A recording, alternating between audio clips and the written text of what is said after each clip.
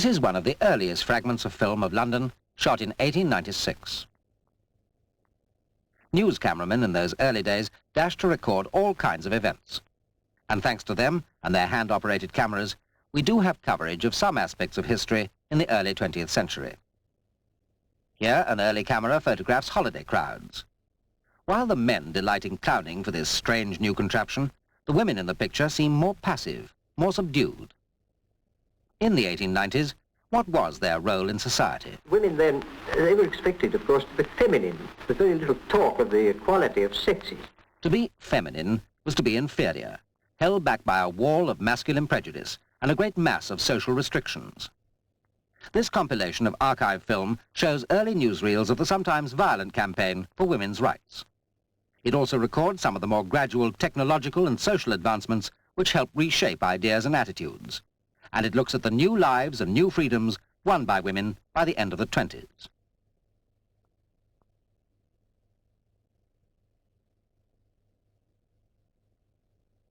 In Victorian England, upper-class women were bound by marriage vows, corsets, and a strict, inescapable etiquette. Lower-class women, usually servants or factory girls, had been tied for centuries to a life of ill-paid drudgery. In the so-called sweated industries, they suffered miserably, making endless sacks for threepence a dozen, or piles of matchboxes 7 days a week. By the end of the century, a breath of fresh air had entered the lives of more fortunate women. Cycling out to the country was allowed. Married women had the right to their own property. A very few women had managed to break into medicine, and wealthier women could vote, but only in local government. The women's movement had begun during Victoria's reign, but she herself had always been opposed to this mad, wicked folly of women's rights. With the passing of the Queen, the Victorian age was dead, but Victorian attitudes continued. My family's acquaintances were quite horrified by the news that I wanted to go to the university, for in those days, a girl who trained her mind was still thought to be endangering her matrimonial prospects. I never approved of women having to vote. And I always felt that when women began to call themselves equal with men, that they'd step down into the arena. These attitudes were typical, and often encountered in the long campaign by Mrs. Fawcett for the parliamentary vote. The policy of her suffragists was peaceful negotiation by constitutional means, while the more notorious Mrs. Pankhurst and her suffragettes pursued a policy of deeds, not words, protest through militant action. This is Mrs. Pankhurst on the right, photographed during the First World War in a rare piece of film of the suffragette leaders. On the right now is Mrs. Drummond, the general. The next woman is unknown, and on the left is Mrs. Pankhurst's daughter, Christabel. Back in 1908, Christabel had outlined the militant policy. The militant suffragists who form the Women's Social and Political Union are engaged in the attempt to win the parliamentary vote for the women of this country. For 40 years, this reasonable flame has been laid before Parliament. Meetings have been held and petitions signed. That failure has been the result. The reason of this failure is that women have not been able to bring pressure to bear upon the government, and government moves only in response to pressure. We have waited too long for political justice. We refuse to wait any longer. There is no film of suffrage agitation until this constitutional demonstration of 1910. Newsreel cameramen obviously found this more easy to film than secret attacks by militants. Yet militancy had forced the issue into public debate, and in 1910 a bill was introduced to give richer women the parliamentary vote. Mrs. Fawcett's suffragists had been able to organize an impressive amount of male support. In June 1910, constitutionalists and militants marched in triumph, believing the government was at last giving way.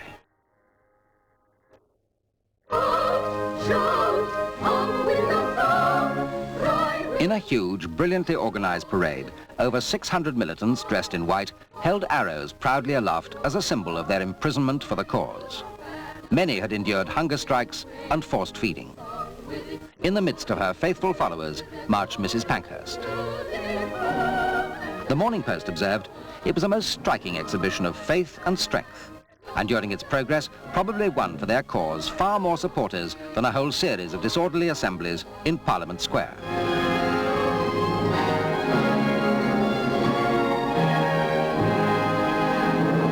One of the slogans emphasized a point made by Christabel in 1908. The British Constitution provides that taxation and representation shall go together. Therefore, women taxpayers are entitled to vote. But the government disagreed. The bill was shelved. Suffragettes almost immediately resumed their tactics of pressure through militancy. But the police had orders to delay arrests. Wave after wave of women, some of whom carried placards, were punched, knocked down, and trampled on. The vote symbolized the whole women's movement towards emancipation and was a rallying point for their struggle against injustices in all walks of life. The drudgery and donkey work that women had to endure in industry, this coal mine was filmed in 1910, was for long hours, much less pay than men, and often under grueling conditions. One of the strongest supporters of women's rights was the father of the Labour Party, Keir Hardie. A colleague recalled, "This socialism was a great human conception of the equal rights of all men and women to the wealth of the world and to the enjoyment of the fullness of life." And another ardent socialist supporter was George Lansbury.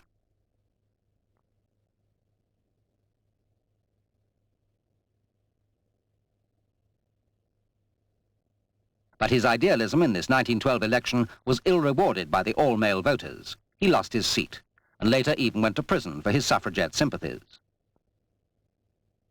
This demonstration demanding his release was organized by another of Mrs. Pankhurst's daughters, Sylvia. In contrast to the rest of her family, who mainly campaigned among more affluent sections of society, Sylvia worked among the poor of London's East End. As in so many other suffragette demonstrations, the marchers clashed with the police, and there were the inevitable arrests.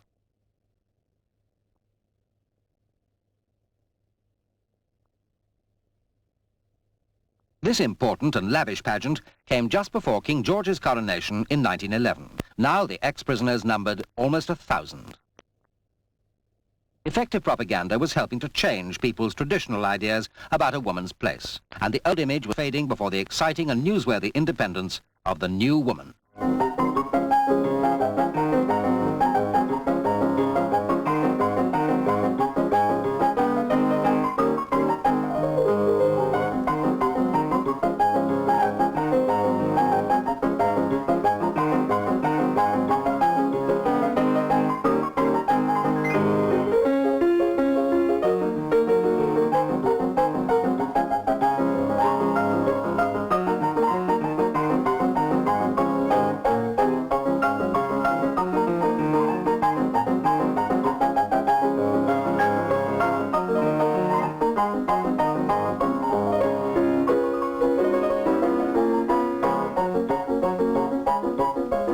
Was emerging against a background of considerable social upheaval.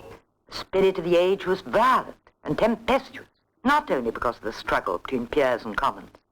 There were the suffragettes, and in industry there was a wave of strikes and lockouts and great bitterness between employers and employed. In the 3 years before the war, votes for women was just one problem in the general crisis facing the government. Suffragettes were infuriated by the wait-and-see policy of Asquith, the Prime Minister. Militancy reached its peak of violence. No property was safe from their arson attacks.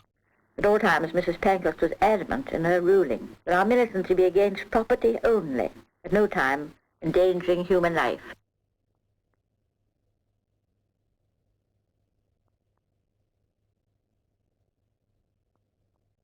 Fortunately, there never was any loss of life in the dozens of buildings the suffragettes destroyed all round the country.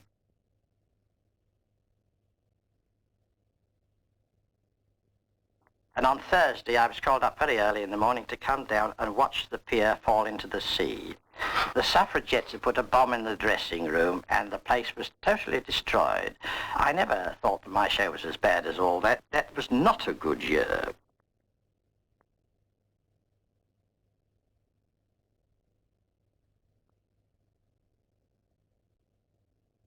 Such action undoubtedly alienated public sympathy. Yet the militants might reply, where had peaceful constitutional action got them? But of all the suffragette outrages, The most sensational came at the 1913... For the police, it was going to be just another day of controlling the crowds. But somewhere in those crowds, as the King's carriage arrived, was a suffragette called Emily Davison. During one of her 9 imprisonments for militant protest, it was said that she had attempted suicide. As the race began, Emily stood waiting at Tattenham Corner. When the horses thundered around the corner, Emily ducked under the rail, darted among the riders, and waited to be crushed by the King's horse. The jockey was not badly hurt, but Emily Davison died 5 days later. Here is the incident again, in slow motion.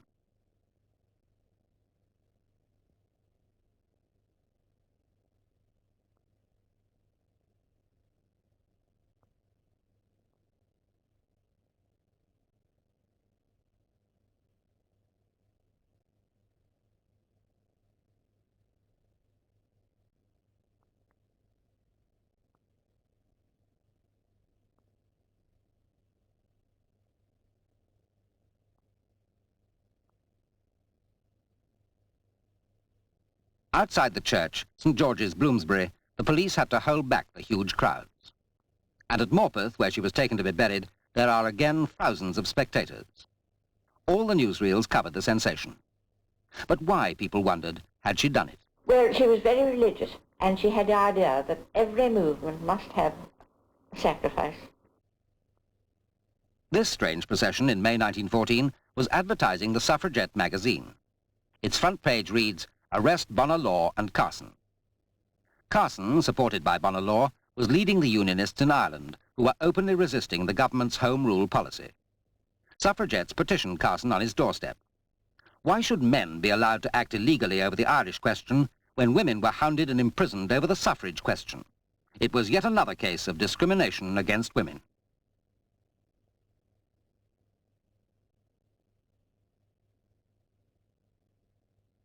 This newsreel, also from May 1914, showed what it hoped was a change of heart by the militants. And as there were then over 3,000 cinemas, a good many people saw the film of this cheerful procession. It was the climax of a week of bazaars and exhibitions, and the suffragettes could well afford to be cheerful, with funds for that year totalling £37,000.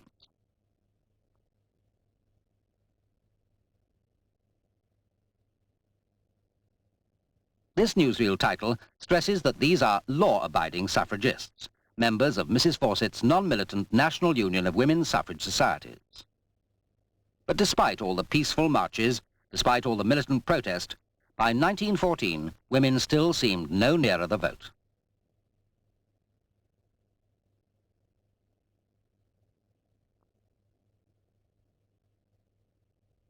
A desperate attempt to enlist the King's support for the cause ended only in more arrests. What had militancy achieved? It proved that a body of women were ready to break with the long tradition of decorum in which women had been bred for generations. The militant movement gave a violent jolt to some of the traditional ideas concerning the nature of women. But it took another really massive jolt to create the sort of opportunities and freedoms that women have been demanding for so many years. On August the 4th, 1914, war was declared. Mrs. Pankhurst immediately called a halt to militancy. Both she and Mrs. Fawcett turned their organizations towards the war effort.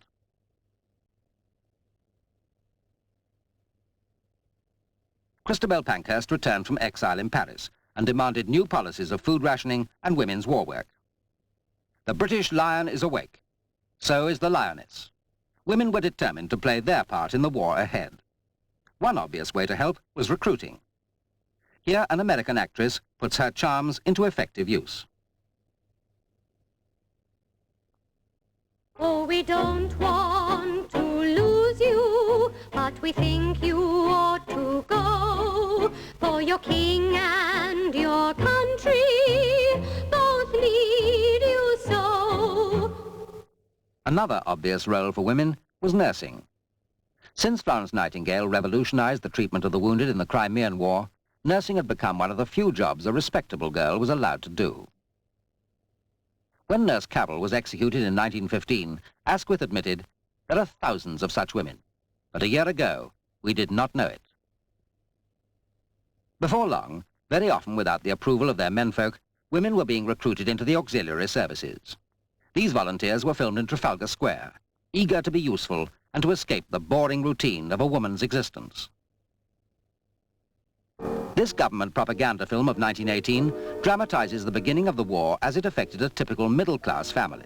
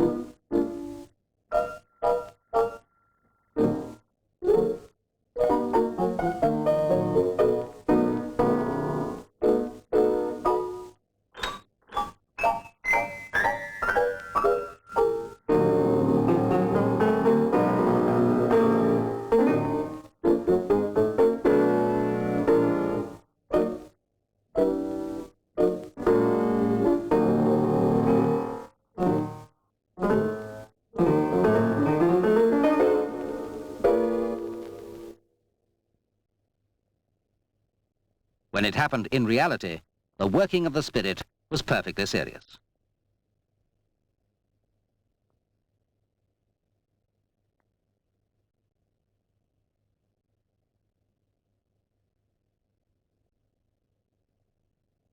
To organize this procession in July 1915, Mrs. Pankhurst had received £2,000 from her old enemy Lloyd George, who was anxious to recruit women into his munitions factories. Not even the pouring rain could dampen the enthusiasm of the thousands of women determined to be useful. The huge banner proclaimed their purpose. We demand the right to serve. Procession to the munitions ministry. One group of women who'd successfully mobilized themselves was the Scottish Women's Hospitals, founded by Dr. Elsie Ingalls. This film shows one of her units in France. But when she'd offered her services to the War Office in March 1915, she was told, "My good lady, go home and sit still." But with an independence and determination that characterized the new women, and with backing from the National Union of Women's Suffrage Societies, she just went, and her services were invaluable. Elsie Ingalls once said, "The ordinary male disbelief in our capacity cannot be argued away, it can only be worked away."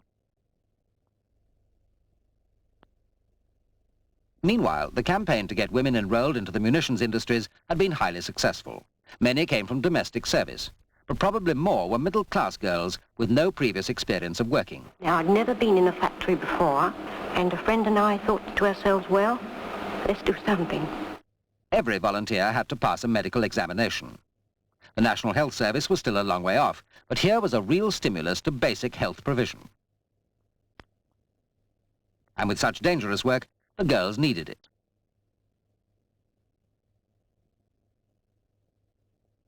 We filled them with TNT, CE, composition explosive, and detonators, and we were paid a little bit more for that. Our ordinary wage was 25 shillings.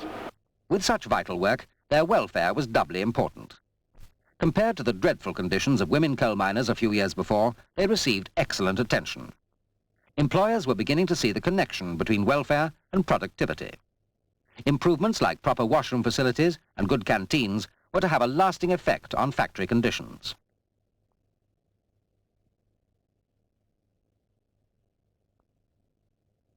Well-organized day nurseries were another important innovation, giving working mothers the confidence to leave their children under proper supervision. Child welfare was also vital to the nation, losing thousands of its men every week in the trenches. As well as dangerous work, the women took on highly skilled work. It had always been argued they would be incapable.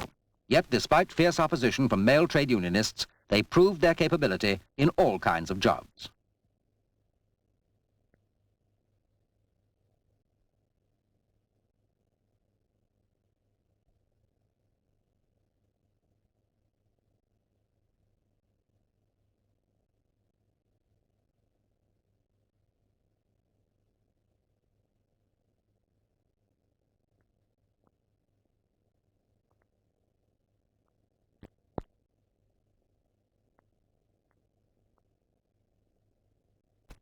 Cleaning was traditionally a woman's chore. Large squads were organized to clean windows and railway engines. There was nothing very liberating about this, but as more and more men enlisted, women found themselves taking over more responsible positions.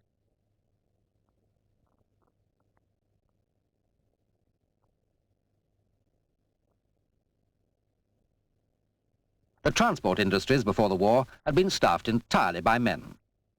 But as the demands of the war front grew, vacancies had to be filled by women.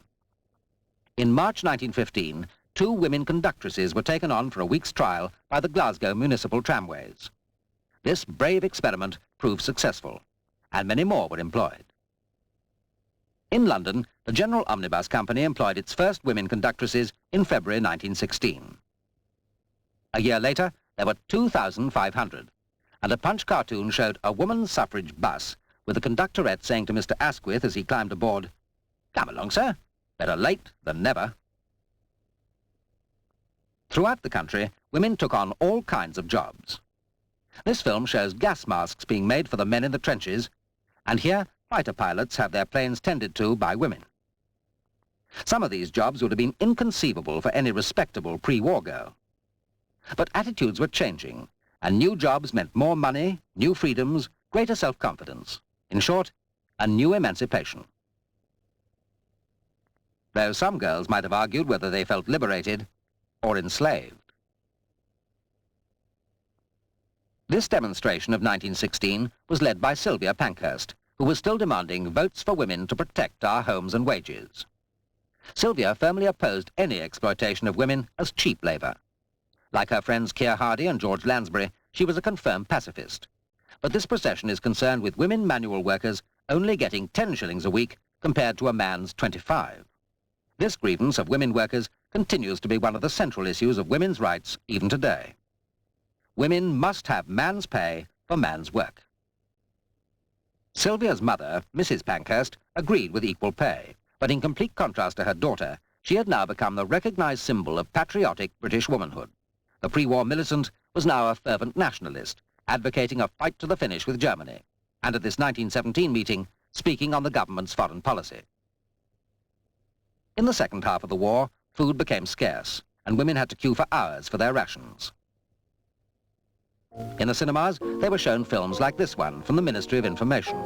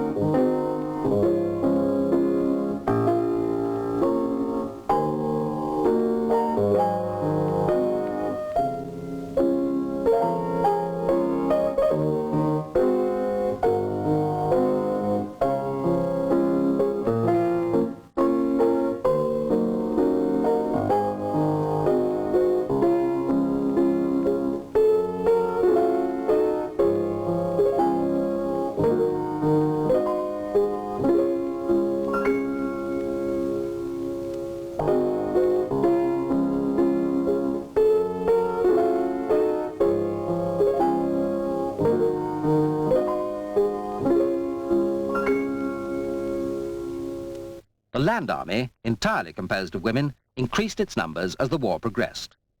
This procession was one of the many determined efforts at recruiting.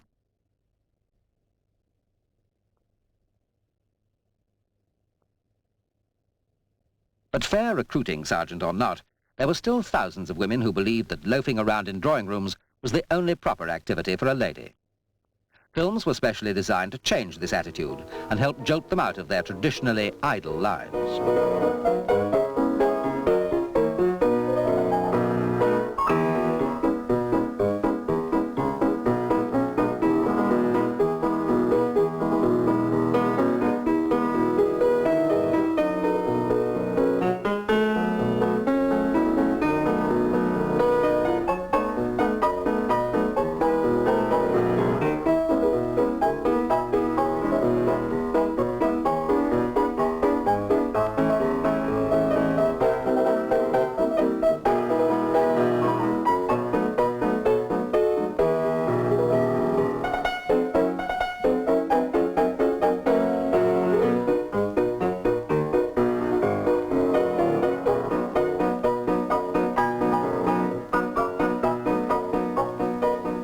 Just as in the munitions factories, the land army was joined by women of all social classes, who took on jobs that before the war would have been considered degrading, even perhaps impossible for a woman to handle.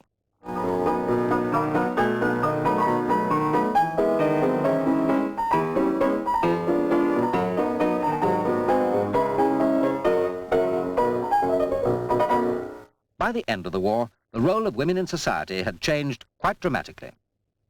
And with training, they were trying their hands at all kinds of new responsibilities.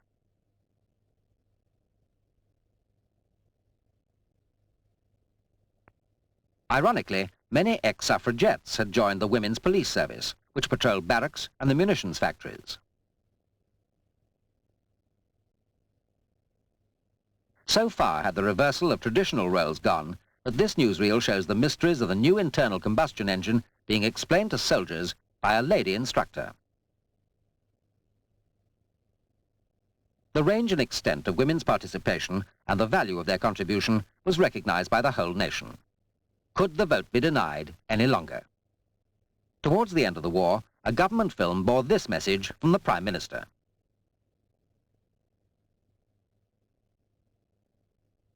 To most people, it was a scandal that many of the men fighting for their country were not allowed to vote for its government. Only 3 out of 5 were entitled to vote, and millions of those, by serving abroad, had now lost the necessary household qualification. Revision of the franchise was essential, and when the government agreed on votes for fighting men, it was only fair to include votes for women, who'd contributed so much to the whole war effort. In February 1918, all men over 21 got the vote, and this section of the Act records that women over 30 were at long last allowed to vote. This act was passed in February 1918. 9 months later, the armistice was signed, and the Great War, which had killed 750,000 British men, was over.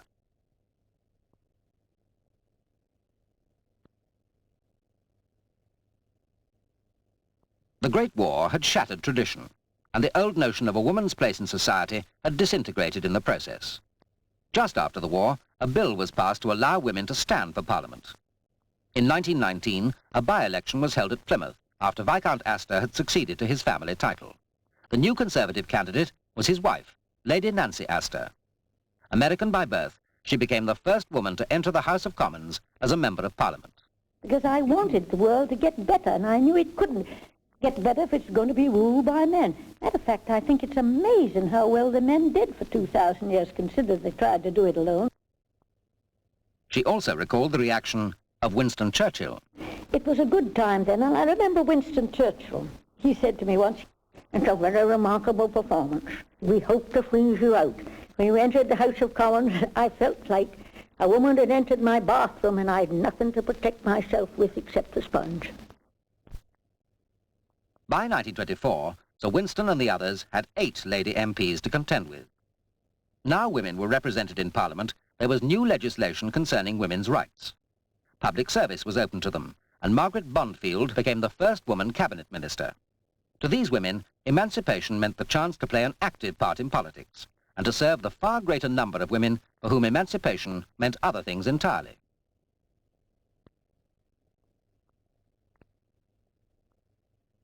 Gone were the chaperoned restrictions of pre-war days. These were the gay 20s, with girls on a much more equal footing with men.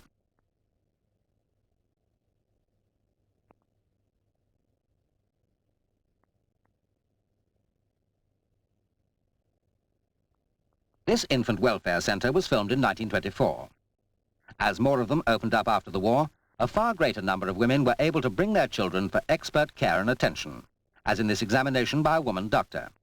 The centres helped to educate mothers in how to bring up healthy babies, and were part of the gradual process that liberated women from the Victorian taboos that had surrounded subjects like health, sex, and morality.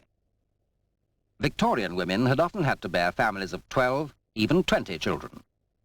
The war had done much to change this, and by the 20s, mothers had begun to learn how to limit their families to 2 or 3, creating higher living standards for all. Marie Stopes pioneered birth control, believing that one of the greatest freedoms women could have would be freedom from constant childbearing. There was furious opposition from both men and women who thought birth control both immoral and dangerous. But she persevered, and in 1921 opened her first Mothers' Clinic in London. Better education and training had been essential for girls in industry during the war. This pattern continued, so that in the 20s, girls were able to receive training in many skilled occupations. Not even at tennis would the Victorian girl have dared to show her legs. Contrast Suzanne Lenglen, one of the post-war heroines of emancipated women. Apart from tennis, women were now free to enter the previously male-dominated sports arena.